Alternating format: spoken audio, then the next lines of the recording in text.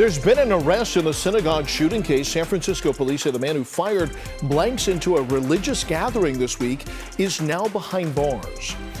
And a major legal victory for Elon Musk. A jury ruled in just a matter of hours that he was not on the hook financially for his tweets about taking Tesla private.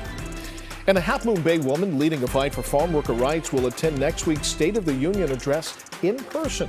She talks with us about her cause, taking her cause to Washington. Well, good morning. It is Saturday, February 4th. I'm Devin Feely. Let's start with a quick check of our weather with First Alert meteorologist Paul Hagan.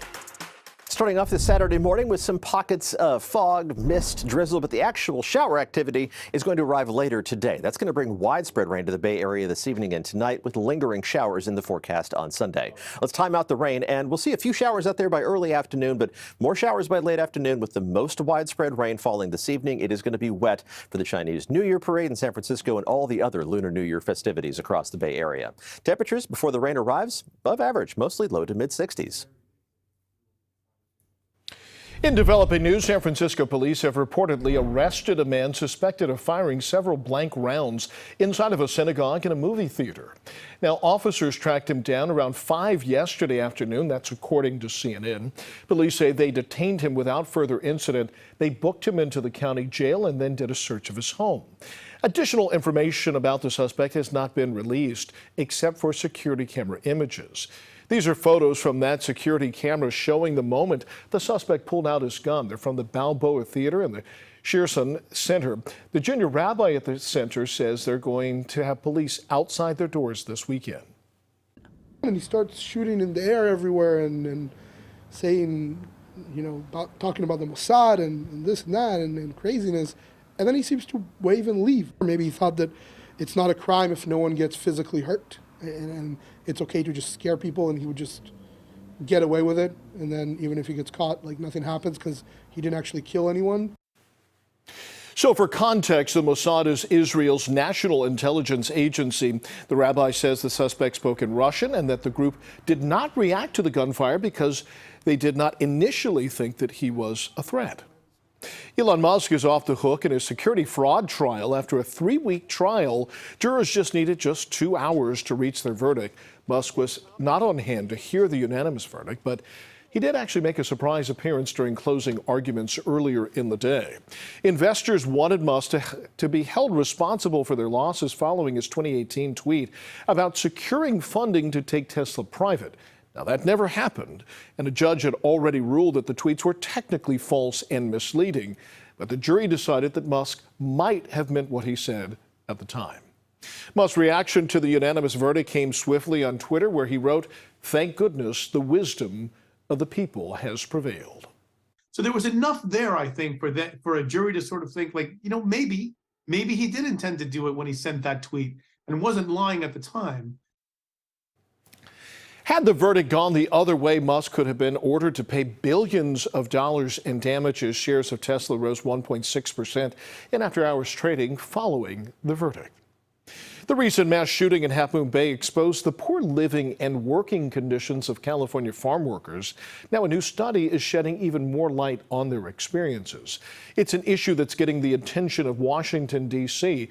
Now, on Tuesday, a Half Moon Bay advocate for farm workers will attend President Biden's State of the Union address as the guest of honor of Congresswoman Anna Eshoo. Mary Lee got a chance to talk to her about her team's efforts to support these essential workers. Dr. Belinda Hernandez-Arriaga and her team at ALAS are providing critical services to farm worker victims and their families. She said she's honored to attend President Biden's State of the Union address. She said the national attention on farm workers' deplorable living and working conditions is long overdue. Belinda and her team at ALAS were there at the mushroom farm providing services to farm workers just an hour before last week's mass shooting. Belinda says it's so important to support farm workers and their health, both physically and emotionally. Emotional stressors, the psychological stress, the trauma really pushed me to say we can no longer stay quiet. We can no longer not be present. We need to bring urgent support and create a network or like a base of community strength. A new study from UC Merced is the largest ever conducted on the health and well-being of the nation's most disadvantaged workforce. It found between 1/3 and 1/2 of farm workers reported having at least one chronic condition.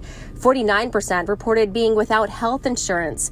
And when it came to mental health, 14% said they felt depressed or hopeless. 1 in 5 experience not being paid wages that are earned by the employer. So all of those things, that doesn't surprise you, huh? Nope, doesn't impress me at all.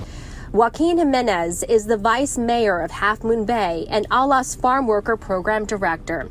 His parents and grandparents were all farm workers. What happens in the farmer community, is I take it personal, right?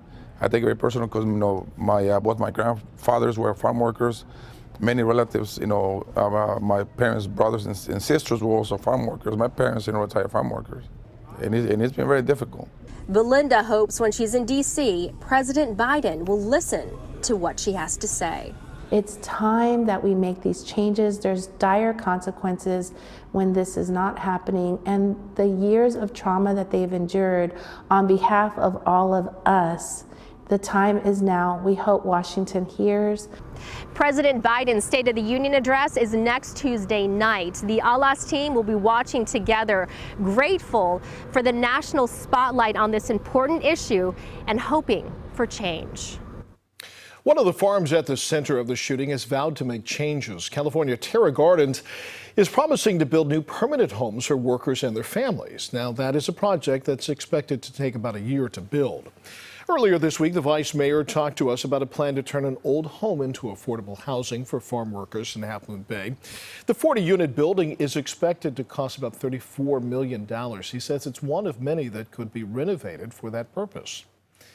Now, this is a very busy weekend in San Francisco's Chinatown. Hundreds of thousands of people will stream into the area for tonight's Lunar New Year parade. Now, shop owners and neighbors are looking forward to that influx of people. Our Betty Yu spoke to a local merchant who says business trends are moving finally in the right direction.